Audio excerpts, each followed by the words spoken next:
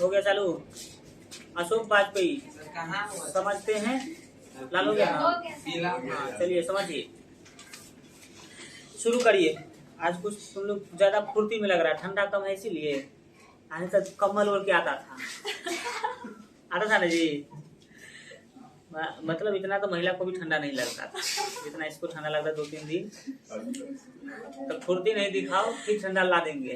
ठीक है, 14 जनवरी तक ऐसे ही रहने वाला है। 14 जनवरी के बाद हल्का ठीक ठाक होगा, लेकिन अब यही चलने वाला है। सुनिए ना, एक रुपये देखिए। हाँ वही दिखा रहे हैं कि तुम फुर्ती दिखा रहा है, कुछ ठंडा कम हुआ है। तो चलो ठीक है, अब आप समझना शुरू करिए। शर्मा जी का टोपी कहाँ गया? आप तो 10 को पहन के आते हैं। टोपी लगाया करो। 10वां में एक लड़की को का हाल खराब हो गया था, फिर वो छुट्टी मारना पड़ा एक दिन उसको। तुमको बस छुट्टी मारना पड़ेगा, ऐसे तबीयत खराब हो जाएगा तो गड़बड़ा जाएगा। तुम टोपी वोपी पहन के आया करो। ठीक है चलिए, हो गया। अशोक वाजपेयी के बारे में समझना शुरू करते हैं। अशोक वाजपेयी हार जीत जो आपका कविता है उसके लेखक हैं। ये कविता गद्य कविता लग रहा है। गद्य कविता क्या होता है?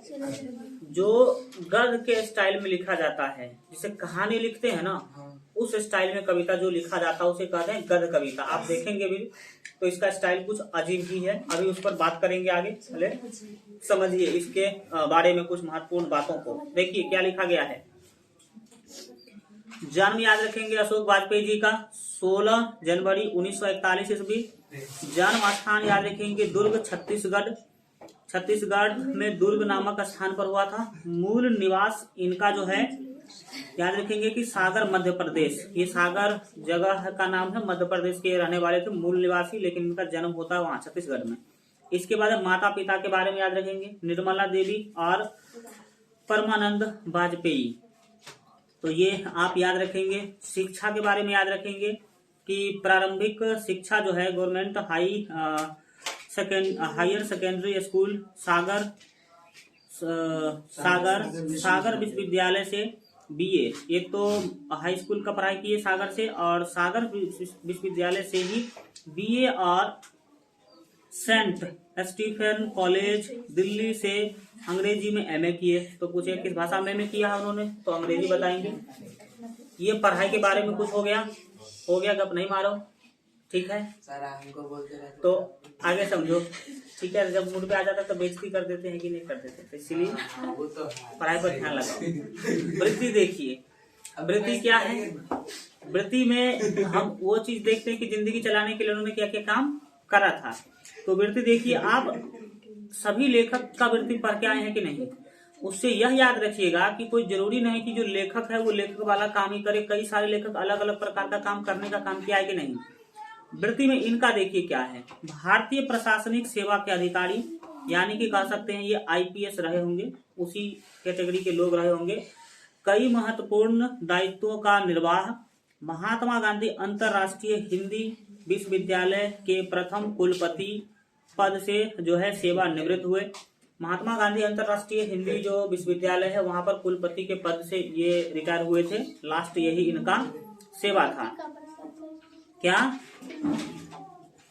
कुलपति का मतलब क्या होता है? वाइस चांसलर होता है, जो पूरे यूनिवर्सिटी के हेड होते हैं उसे कुलपति कहा जाता है।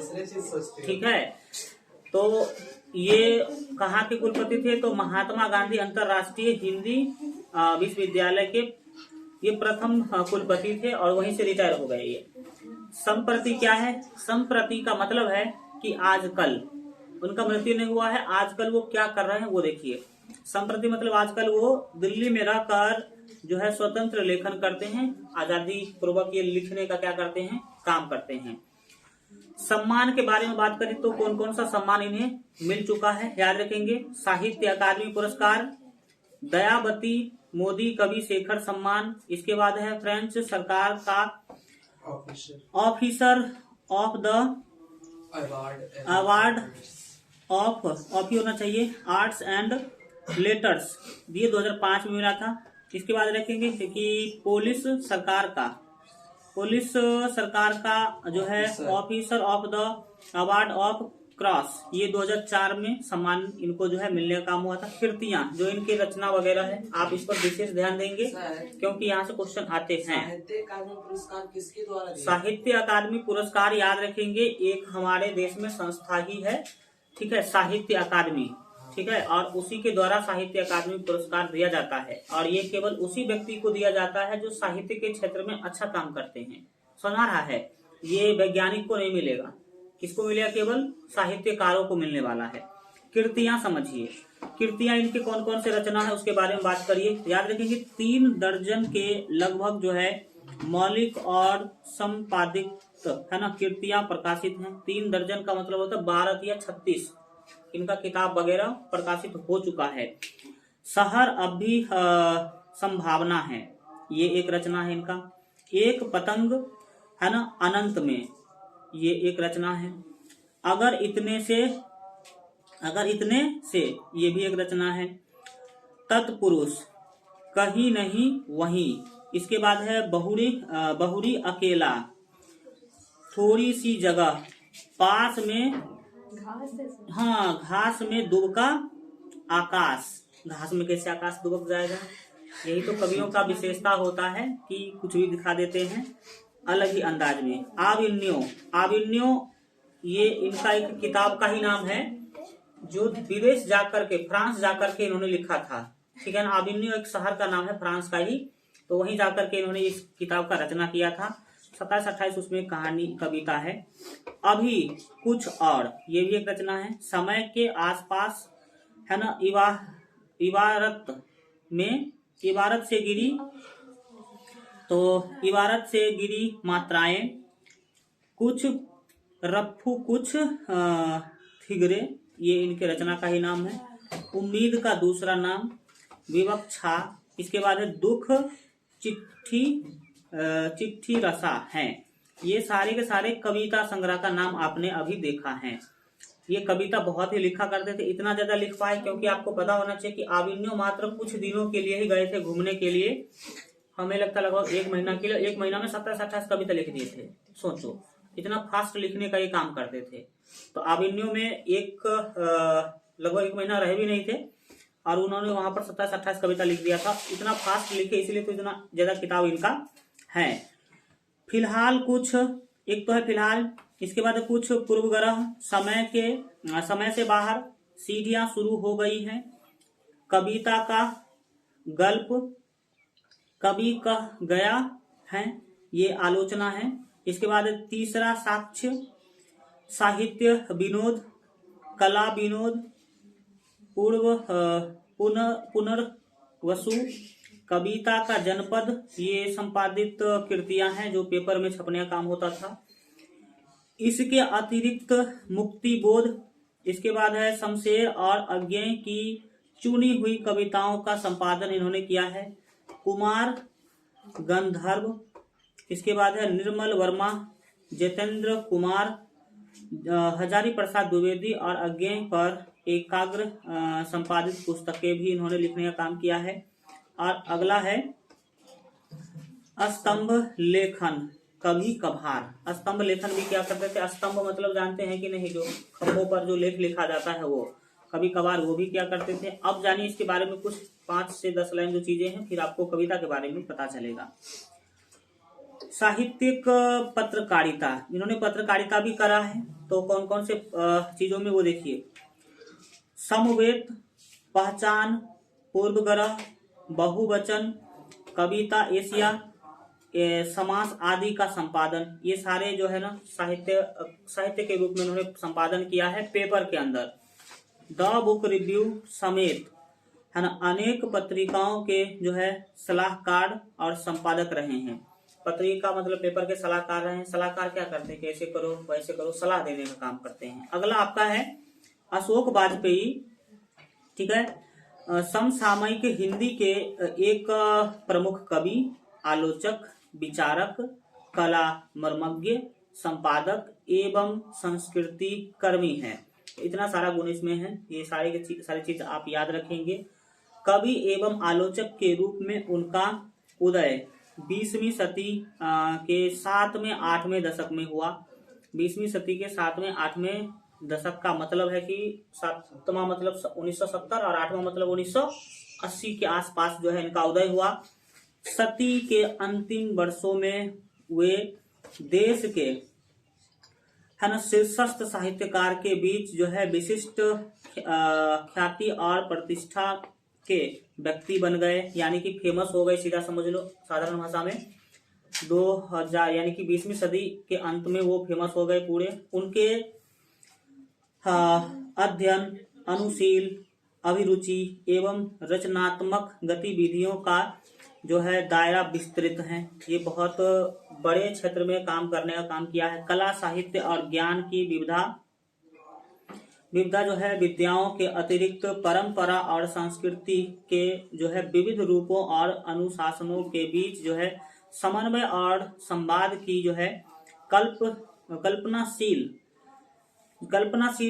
जनतांत्रिक पहल के लिए वे पर्याप्त प्रसिद्धि प्राप्त कर चुके हैं। जो प्रजातांत्रिक व्यवहार होता है, जो लोकतंत्र में चलने वाला व्यवहार है, वैसा व्यवहार दिखाने वाले एक प्रमुख व्यक्ति रहे हैं ये। लेखन और आयोजनों के द्वारा उन्होंने अनेक बार अपनी जो है सामासिक अंतर्दृष्टि, जनतांत्रिक सोच क्या होता है, ऐसे लोग जो लोकतंत्र को आगे बढ़ाना चाहता है वही है जनतांत्रिक सोच। और समावेशी उदार का मतलब है कि आप सबके लिए क्या है, दयावान आदमी हैं, ऐसा उन्होंने दिखाने का काम किया है। विनियोग बुद्धि प्रमाणित की है। इन्होंने यह प्रमाणित करके दिखाया है कि हम लोकतांत्रिक सोच वाले हैं, हम लोगों के लिए उदार हैं, हमारा बुद्धि विनियोगित है। अशोक वाजपेयी का जीवन कला, साहित्य, संस्कृत, समाज आदि के संबंध में दृष्टिकोण और मनीषा आधुनिक अर्थों में भारतीय और वैश्विक एक साथ हैं। यानी कि ये ऐसा नहीं कि केवल भारत में ही फेमस है या भारत के लिए ही सोचा करते हैं या भारत के बारे में ही जानते हैं, विश्व के अलग अलग देशों के बारे में भी इनका ऐसा ही सोच है। और अभी हम तो बताए कि ये रचना केवल भारत में ही नहीं की है, फ्रांस जाकर के भी उन्होंने क्या किया है, रचना किया है, विदेश जाकर के भी रचना किया है। अगला है कि अशोक वाजपेयी एक कवि और साहित्यकार के रूप में हिंदी में है ना अकविता के जो है अनास्थावादी नकारात्मक आंदोलन का स्वस्थ जो है सकारात्मक समाजवादी दृष्टिकोण और संवेदना द्वारा जो है सृजनात्मक प्रतिकार करते हुए सामने आए हैं। यानी कि जिस तरह का कविता पहले चला करता था उसका एकदम जो है बदला हुआ रूप लेकर के इन्होंने आने काम किया, और है भी। अगर आप सबसे अलग काम नहीं करिएगा तो फिर आप आगे बढ़ने वाले नहीं हैं। उनकी संवेदना, भाषा और रचनात्मक चिंताओं ने व्यापक पाठक वर्ग का ध्यान आकृष्ट किया। उनकी जो संवेदना होती थी, लिखने का जो भाषा होता था, रचना करने की जो चिंतन होता था, वो व्यापक पाठक का मतलब है बहुत ज्यादा संख्या में पाठक मतलब पढ़ने वाले को अपने ओर ध्यान खींचा, और बहुत सारे लोगों ने इनको पढ़ने का काम किया। वे एक समर्थ संभावना के रूप में इसलिए देखे और पहचाने गए थे कि कविता की जरूरतों और ताकतों की उनकी पहचान खड़ी थी। जो है उनका जो पहचान है वो कविता के रूप में ही जो है ना हुआ था। वे उन जरूरतों की भरपाई राजनीति और विचारधारा के है ना उताप भरे तात्कालिक तत्वों से नहीं करते हुए है ना गहनतर रचनात्मक मानवीय अर्थों की पूछ पैक के लिए जो है समुद्यत दिखाई पड़े हैं। वो राजनीतिक में भी थे, लेकिन उन्हें राजनीतिक से पहचान नहीं मिली है, सीधा समझिए उनके रचना से उन्हें क्या मिली है, पहचान। आगे उनकी यह जो है रचनात्मक खोज तो जारी रही, किंतु इसके लिए मानव संबंधों के परिवर्तनशील यथार्थ से भरे हुए जीवन और समाज के बीच जैसी गहन जो है सान्निध्यता, ऐसे स्वाधीन चेता, ठीक है, कवि के लिए अनिवार्य थी। समाज में घुल मिल करके रहना, उससे बातें करना, ये कवि के लिए क्या होता है, एक अनिवार्य बात होता है। वह उन्हें प्राप्त न कर सके, और देखो अभी दिल्ली में बैठे हुए हैं, ठीक है, समाज से घुलता मिलता, बातें करता, उससे चीजें जानकारी प्राप्त करता, वो ऐसा नहीं किए। लास्ट में जाकर उन्हें ऐसा नहीं मौका मिल पाया और अभी दिल्ली में है। उनकी बहुविधि व्यस्तताओं भरी जिंदगी में, मतलब वो व्यवस्थ हैं। बहुविधि व्यवस्थता का मतलब है कि वो चाहते तो है ऐसा करना, लेकिन व्यवस्थ है, नहीं कर पा रहे। क्यों नहीं कर पा रहे, आगे कुछ कारण पता चल जाए। ऐसा अवसर उन्हें लेने नहीं दिया, मतलब ऐसा अवसर ही उन्हें नहीं मिला। वे विविध कलाओं के सौंदर्य तथा दर्शन के शाश्वत प्रश्नों, सरोकारों, इंद्रियों, सुखों और लालसाओं से अपनी कविता को लैस करते हुए आगे बढ़ चले। उनकी कविता में जो है व्यक्तिक आग्रह बढ़ने लगे। व्यक्तिक आग्रह का मतलब होता है किसी एक व्यक्ति का जो सोच होता है, आग्रह होता है, उसको दिखाने का काम उन्होंने ज्यादा किया है।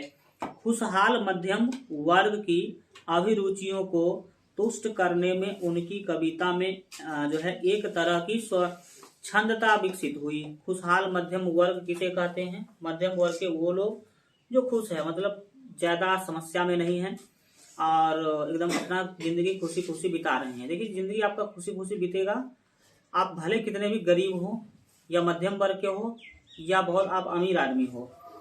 ऐसा नहीं कि अमीरों का जिंदगी बहुत खुशी खुशी बीतता है, बहुत एकदम ऐश मौज ही होता है, कुछ नहीं होता है, ठीक है। जितना ज्यादा अमीर लोग है ना, उसके जिंदगी में उतना और अस्थिरता है, ठीक है, और उसके पास उतना ही समय कम है, जिंदगी जी नहीं पाता है, जिंदगी घुट घुट के जी रहा है वो लोग जो आप देखते हैं कि बड़े बहुत गरीब अमीर होते हैं वो। तो अगर आप जिंदगी बहुत ही खुशी से बिताना चाहते हैं तो आपके अंदर जो है स्वार्थ नहीं होना चाहिए।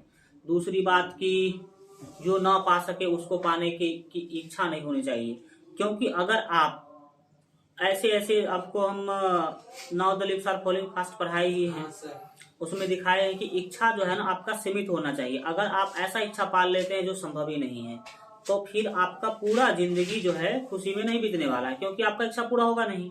आपका इच्छा पूरा नहीं होगा तो आप पूरे जिंदगी क्या करेंगे? घुट घुट के जिएंगे कि हम तो ये सोचे थे, ये हुआ नहीं। गांधी भी ने बोला था, mind is a restless mind. हाँ, तो ये हो जाएगा, वो हो जाएगा। तो ऐसे चीज मन में ना पाले जो संभव ही क्या हो ना हो, नहीं तो आप पूरे जिंदगी क्या होंगे, दुख में ही आप काटने वाले हैं। तो ऐसा यही यहाँ पर जो मध्यम खुशहाल वर्ग का मतलब है, खुशहाल जिंदगी चाहते हैं तो जो है जितना है उसी में खुश रहिए, ठीक है ना। कंचन माटी जाने, कंचन माटी जाने का मतलब है जो व्यक्ति अपने मिट्टी के बर्तन को ही सोना का बर्तन समझता है, वही आजकल इस समय में खुशी खुशी जिंदगी जीता है, ठीक है। तो वो बातें आप ध्यान रखें।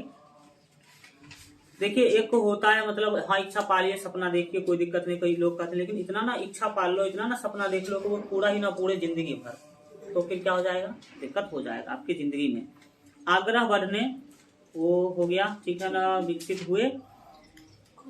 हाँ, एक समर्थ कवि की पहचान उनकी कविता में कौंधती है, यानी कि उनका कविता पढ़ने से आपको लग जाएगा कि एक समर्थ कवि है ये, ठीक है। एक ऐसा कवि जिसका जो है मानस विस्तृत है, उदार है, संवेदना जो है प्रयुक्त सुख है, और भाषा अस्फुट, समर्थ, भावहीन और अर्थग्राहणी है। बहुत अच्छा रचना करने का ये क्या करते हैं? काम करते हैं। अब एक बहुत ही बड़ा पैराग्राफ जो है कविता के बारे में दिया गया है, क्या दिखाया गया कविता में वो देखने वाले हैं, तो इसको ध्यान से पढ़ने का कोशिश करिएगा। देखिए क्या है। प्रस्तुत कविता अशोक वाजपेयी के कविता संकलन जिसका नाम है कहीं ना वहीं से ली गई है। तो सबसे पहला क्वेश्चन बन जाएगा कि अशोक वाजपेयी का जो कविता है हार्ड जीत कहाँ से लिया गया है, तो बोलेंगे कहीं ना वहीं। और एक गद्य कविता है, कैसा कविता है? गद्य कविता। एग्जाम में पूछेगा निम्नलिखित में से कौन गद्य कविता है? गद्य कविता का मतलब है गद्य के शैली में इसको लिखा गया है। अब पिछला कविता पढ़े हैं, वो कविता के जैसा दिख रहा था कि नहीं, एकदम छोटा सा लाइन नीचे नीचे जा रहा है, लेकिन गद्य जो होता कहानी एकदम ऐसे सीधा सीधा लिखा जाता है, उसमें कोई जल्दी जल्दी पैराग्राफ चेंज करने की जरूरत नहीं होती है। तो आप याद रखें कि यह पहला कविता है जो गद्य कविता है आपके बुक में। तो ये भी पूछा जा सकता है कि गद्य कविता निम्नलिखित में से कौन है, तो आप बता देंगे। जो वस्तुतः कविता नहीं गद्य का ही एक रूप जो है हुआ करता था। जो कविता आपको बना करके दे दिया गया है वो कविता नहीं था, पहले गद्य यानी कहानी का ही रूप था। किंतु गद्य कविता नई है और पिछले 15-20 वर्षों में अनेक कवियों द्वारा जो है पर्याप्त संख्या में लिखी गई हैं। गद्य कविता का जो प्रचलन है वो नया है, पहले के कवि ऐसा नहीं लिखते थे, लेकिन अभी हाल फिलहाल के 15-20 वर्षों के जो कवि हैं वो गद्य कविता 15-20 वर्षों से लिख रहे हैं। फ्रांसीसी, अंग्रेजी आदि यूरोपीय तथा अमेरिकी भाषाओं में नए ढंग की इस गद्य कविता का आलेखन जो है 20वीं सदी के पूर्वार्ध यानी कि 20वीं सदी के बाद, अभी हम लोग 21वीं सदी में चल रहे हैं ना, तो 21वीं सदी में समझ लीजिए, विशेषकर द्वितीय विश्व युद्ध के समय से ही होता रहा है। फ्रांसीसी कवि सेंट जॉन पर्स की ऐसी गद्य कविताएं टी.एस. इलियट का नाम सुना होगा आपने। टी.एस. इलियट के द्वारा जो है हाँ इलियट है, ठीक है ना, आप ध्यान से पढ़िए। तो टी.एस. इलियट द्वारा जो है लंबी भूमिका के साथ पेश की गई है। तो टी.एस. इलियट भी ऐसा लिखने का काम करते थे गद्य कविता, किंतु वे आकार में बहुत लंबी है। उन लोगों का कविता जो है आकार में बहुत क्या है, लंबा है, लेकिन आप अपने कवि का कविता देखेंगे तो 10 लाइन का, लगभग 10 लाइन का है, ठीक है। इस तरह की छोटी गद्य कविताएं है ना, खास तौर पर हिंदी में बहुत नई है, यानी कि बहुत पुराने दिनों से ऐसा रचना नहीं हो रहा है, नया नया ही ये रचना होना शुरू हुआ है। और इनका विशिष्ट रूप और आकार प्रकार जो है समसामयिक अनुभव की विलक्षणता से निहित है। समसामयिक अनुभव का मतलब है जितने समय का इनको अनुभव है उसी अनुभव के आधार पर ये रचना कर पाए हैं। कुछ तो महज फैशन के कारण भी लिखी जाती हैं, किंतु मूलतः उनकी रूप रचना का उत्स कवि के जो है काव्यानुभव यानी कि काव्य का कितना अनुभव है इसमें भी होता है। जो गद्यात्मक होता है, गद्यात्मक मतलब गद्य में लिखा गया है, गद्यात्मक यानी कि दैनिक जीवन अनुभव की धरती से जो है बोलचाल, बातचीत और सामान्य जो है मन से जो चिंतन करते हैं के रूप में उगा हुआ जो है विवर धर्मी युक्ति तर्क के कारण जो है घुमावदार, पेचीदा और जो है चौरस भी, यानी कि ये पीछे के जो कविता हुआ करते थे वो घुमावदार, घुमा फिरा के बातों को कहा जाता था, पेचीदा ऐसा शब्द डाल देता था कि आप समझ में नहीं आता था। लेकिन ऐसी ये जो कविता ऐसी नहीं होती है। यह कविता जो है शासक वर्ग मतलब जो शासन करने वाले लोग होते हैं, पहले होते थे राजा महाराजा, अब होते हैं प्रधानमंत्री, राष्ट्रपति, राजनीति जो राजनीतिक में जुड़े लोग होते हैं, इसके बाद युद्ध, इतिहास और आम आदमी को लेकर आधुनिक प्रसंगों में जो है अनेक प्रश्न उठाई हैं। यानी कि नेता, शासक और आम आदमी में युद्ध और इतिहास से संबंधित बहुत सारा प्रश्न उठाया गया है कि ये कैसे होता है, और कौंध के एक क्षण में जो है अनेक सारी वास्तविकताओं को जो है बेपर्द करती हुई हम में एक ऐसी प्रतीति है ना जगा जाती है जो प्रमुखापेक्षी और बंधुआ नहीं है।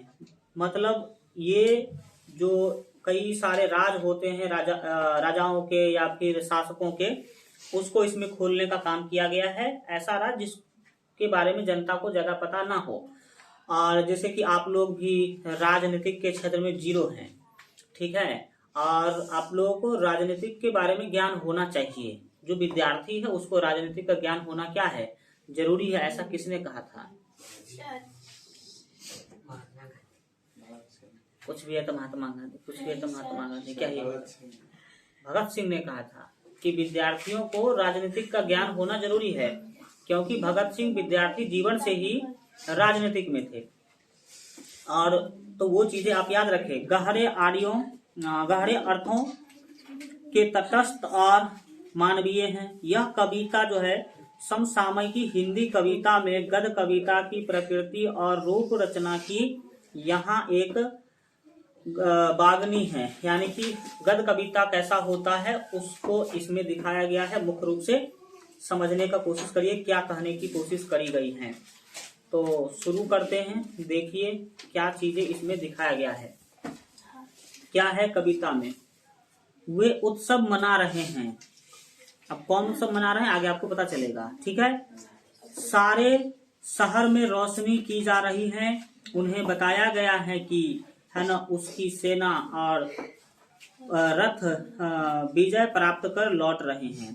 होता क्या है कि पहले के समय में राजा कुछ करते थे, यानी कि मान लो कि युद्ध करते थे और युद्ध में लड़ता कौन था? सैनिक लड़ते थे मुख्य रूप से। और जब वो युद्ध से लौटते थे तो शहर को सजा दिया जाता था, पूरा एकदम चकाचौंध है, लाइट वगैरह जल रहा है, गाने उन्हें बज रहे हैं खेसारी लाल के, और पूरा जो है समझ लीजिए कि सबको नाचने झूमने का क्या दे दिया गया है? ऑर्डर दे दिया गया है। और सबको खुशियां मनाने के लिए कहा जा रहा है। क्यों? क्योंकि उसका राजा युद्ध जीत कर आ रहा है। जनता को किसी को यह नहीं पता होता था कि हमारा जो राजा गया है किससे लड़ने गया है, क्यों लड़ने गया है, लड़ने का कारण क्या था, वो जीता भी कि नहीं जीता, कुछ जानकारी नहीं है। केवल उसको बोल दिया गया कि तुम नाचो। क्या करो? नाचो। तुम्हें और कोई मतलब नहीं, और नहीं नाचेगा तो फिर राजा क्या करेगा? तुमको दंडित करेगा। इसीलिए सब बिना कुछ सोचे समझे सभी राज्य के लोग क्या करते थे? नाचते थे, झूमते थे, खुशी मनाते थे कि हमारे राजा क्या हो रहा है? युद्ध से लौट रहे हैं, ठीक है। तो वही बात है। क्या है देखिए, वे उत्सव मना रहे हैं, सारे शहर में रोशनी की जा रही है। उन्हें बताया गया है कि उनकी सेना और रथ विजय प्राप्त कर लौट रहे हैं। उनकी सेना जो है ना रथ से विजय प्राप्त करके लौट रहे हैं। नागरिकों में से ज्यादातर को पता नहीं है कि किस युद्ध में उनकी सेना और शासक गए थे। लोग नागरिक यानी कि जनता को पता भी नहीं कि किस युद्ध में गए थे और कहाँ गए थे लड़ने के लिए, ये जानकारी भी नहीं, लेकिन उसको खुशियां मनाने के लिए बोला जा रहा है। युद्ध किस बात पर था?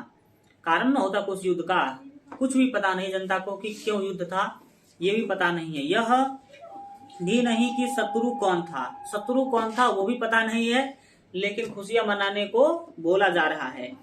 पर वे विजय पर्व मनाने की तैयारी में व्यस्त हैं। विजय पर्व मना रहे हैं, जब जीत के खुशी में समझ लो एक पर्व जैसा माहौल बन गया है। उन्हें सिर्फ इतना पता है कि उनकी विजय हुई। उनकी क्या हुई है? विजय हुई है, इतना ही पता है। वो भी किसी के द्वारा बोला गया है कि विजय हुआ है, उन्होंने अपने आंखों से नहीं देखा है, ठीक है। उनकी से आशा क्या है? उनकी से आशा क्या है? अब उनकी मतलब किनकी? अपने राजा की कि दूसरे राजा की जीत हुई, वो भी पता नहीं है, यह भी स्पष्ट नहीं है। उनकी मतलब किनकी विजय हुई है यह भी पता नहीं है, कि उनके राजा का विजय हुआ कि दूसरे राजा का विजय हो गया। फिर भी ये क्या कर रहे हैं? खुशियां मनाने को कहा जा रहा है।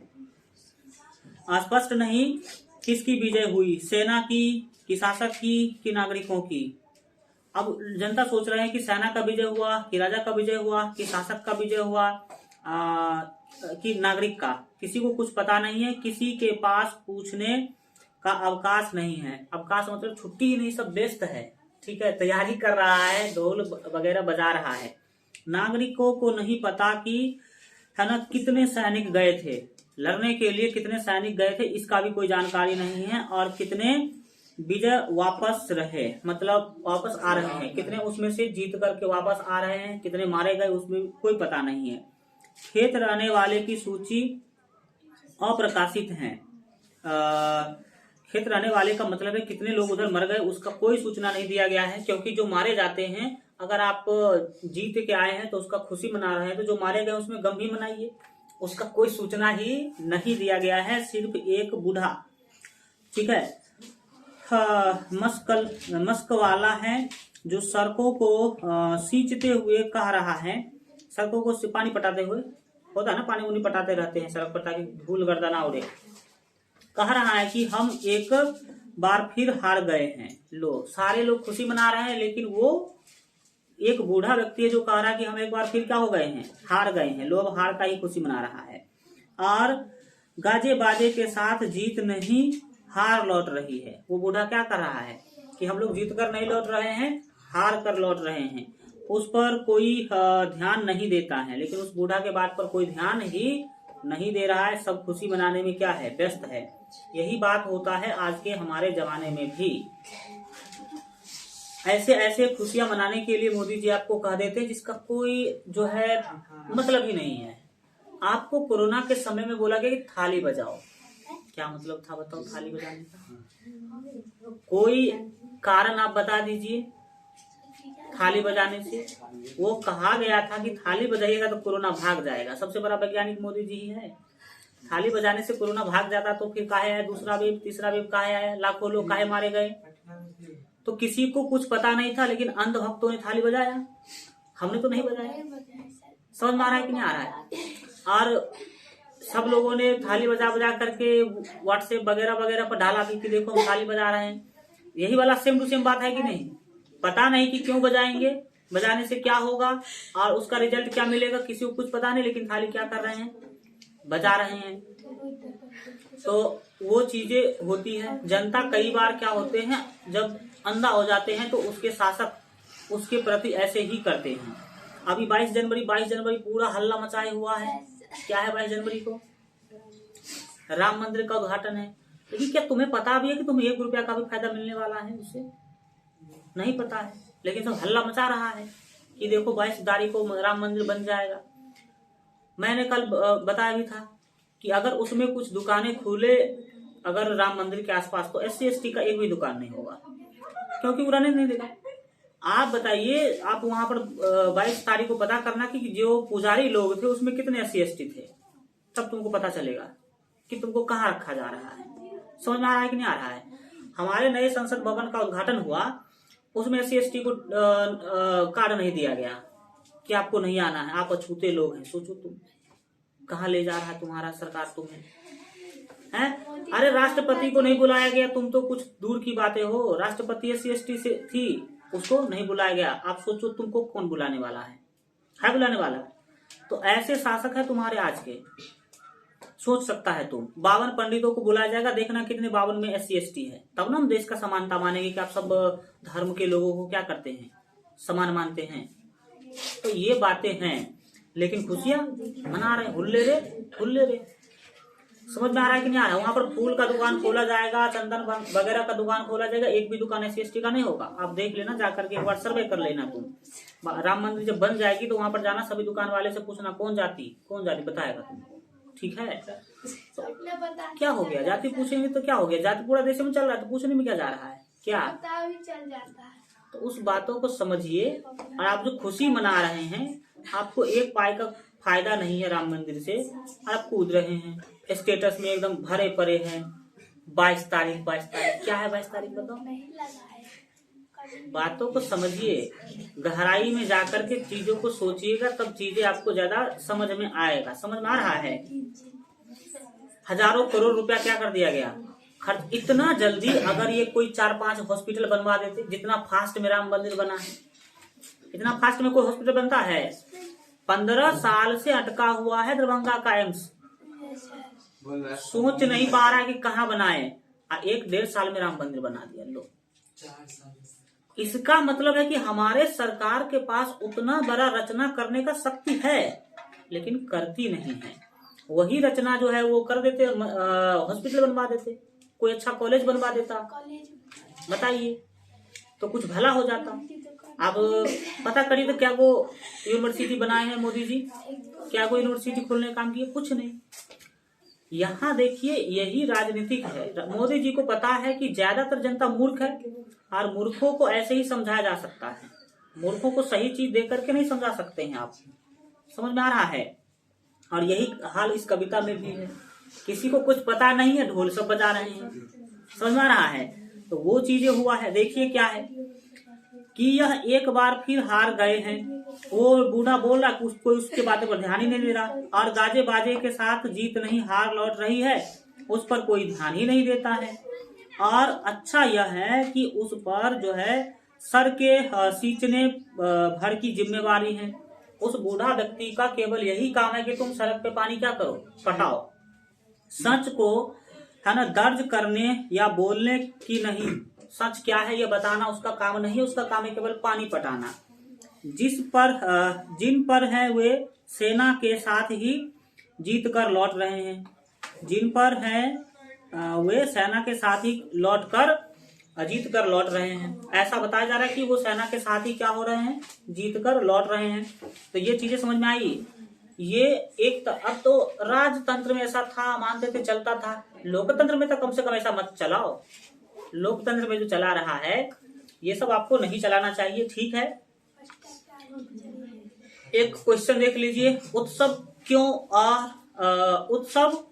कौन और क्यों मना रहे हैं? तो जनता मना रही है, क्यों मना रहा पता नहीं, पता है कोई भी? ठीक है, केवल कहा गया है उसको कि हम जो है ना जीत कर लौट रहे हैं, इसीलिए क्या करना है, हमें खुशियां मनाना है, पूरा सजा उजा रहे हैं, पानी पटा रहे हैं। तो यह चीजें हैं। एक चैप्टर बचता है और हम कल आप आइए एक कविता पढ़ेंगे, कल जो लास्ट कविता बच गया है चैप्टर का नाम होगा। और अगर समय बचा तो हिंदी का जो मॉडल पेपर उसका भी हल्का क्या करेंगे, चर्चा करेंगे, ठीक है। अरे बैठ जाओ पहले।